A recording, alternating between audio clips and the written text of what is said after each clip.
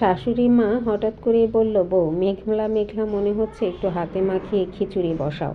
তো আমি রান্নাঘরে খিচুড়িটাই রান্না করছি। ও মা দেখি হঠাৎ করে আমার চাচি শাশুড়ি চলে আসছে। তো চাচি শাশুড়ি এসেই বলছে, কি বৌমা, নতুন বউ, কদিন হলো বিয়ে হয়েছে, এখনই তোমাকে রান্নাঘরে ঢুকিয়ে দিয়েছে কাজ করার জন্য?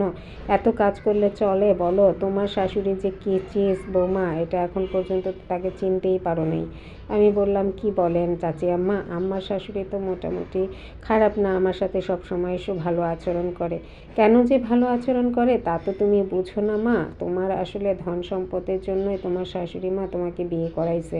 তুমি তোমার বাবা মায়ের একমাত্র মেয়ে, যার কারণে হচ্ছে লোভে পড়ে তোমাকে কিন্তু বিয়ে করাইছে আর আদর যত্ন করে। তোমার শাশুড়ি যে কী চিজ সেটা কিছুদিন যাক বুঝবে, মাত্র তো 15 দিন হলো, এখন পর্যন্ত তো তাকে চিনতেই পারো নাই। আমার চাচি শাশুড়ির কথায় আমার একটু খারাপ লাগলো, কেন এভাবে বলল, নিশ্চয়ই কিছু একটা আছে। তো পরপর কয়েকদিনই আমার চাচি শাশুড়ি এভাবে এটা ওটা আমার শাশুড়িকে নিয়ে বলতে থাকলো। তো আমি কিছুদিন পরেই আমার বাবার বাড়িতে গেলাম, আমার মাকে সব কিছু খুলে বললাম যে মা, আমার চাচি শাশুড়ি আমাকে এরকম এরকম বলে, নিশ্চয়ই কিছু একটা সমস্যা আছে আমার শাশুড়ির মধ্যে। আমার মা আমাকে বুঝিয়ে বলল, না মা, কেন এই কথা বলছো, তোমার শাশুড়ি প্রচণ্ড পরিমাণের ভালো মানুষ, তার সম্পর্কে আমরা অনেক জেনে শুনে বুঝেই তোমাকে ওই বাড়িতে বিয়ে দিয়েছি। তোমার কি তোমার চাচি শাশুড়ি বলার আগে তোমার কি তোমার শাশুড়িকে কখনো খারাপ লেগেছে?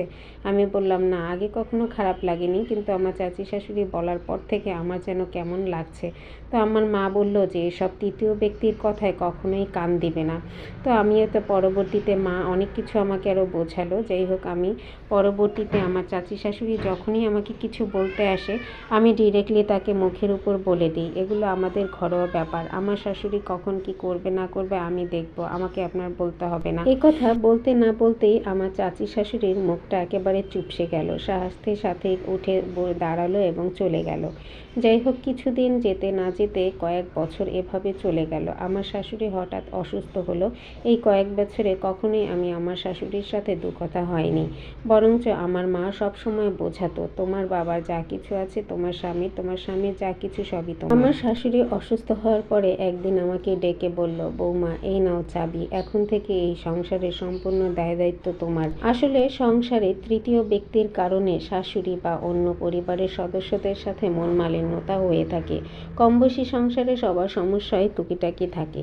আমি পরবর্তীতে আমার শাশুড়ি যখন আমার চাবিটা দিল, তখন আমার স্বামী এবং শ্বশুর দুজনেই বলল, বৌমা, এখন থেকে সব কিছু তোমার দায়িত্বে। মা যেহেতু বিছানায় পড়ে গিয়েছে, এখন সব কিছু তুমিই করবে। তোমার মা যেভাবে সবার খেয়াল রেখেছে, এভাবে যেহেতু তুমি করছো, তাহলে সব কিছু